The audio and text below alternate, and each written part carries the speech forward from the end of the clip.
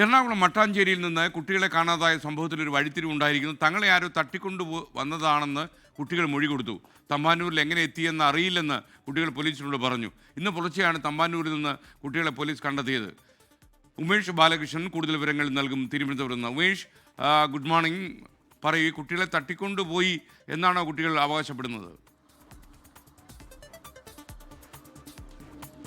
Good morning എക്സ്കെൻ. എന്തായാലും മൂന്ന് കുട്ടികളെ, അതായത് 9ാം ക്ലാസ്സിൽ കഴിഞ്ഞ് 10ാം ക്ലാസ്സിലേക്ക് കയറാൻ നിൽക്കുന്ന 2 കുട്ടികളും 7ാം ക്ലാസ്സിലെ ഒരു വിദ്യാർത്ഥിയുമാണ് ഇന്നലെ 11 മണിയോടുകൂടി കാണാതായത്. അവർ ഇന്ന് പുലർച്ചെ തമ്പാനൂർ ബസ് സ്റ്റാൻഡ് പരിസരത്ത് നിന്ന് പോലീസ് പിടികൂടുകയായിരുന്നു. പോലീസ് കണ്ടെത്തി ഈ കാണുന്ന തമ്പാനൂർ പോലീസ് സ്റ്റേഷനിലേക്ക് അവരെ എത്തിച്ചു.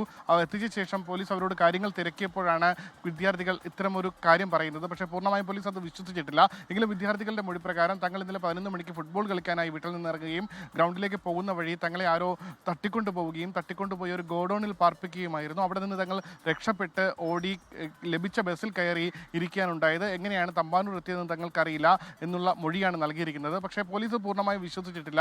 കുട്ടികൾ വീട്ടിൽ നിന്ന് 3000 രൂപ എടുത്തിരുന്നു.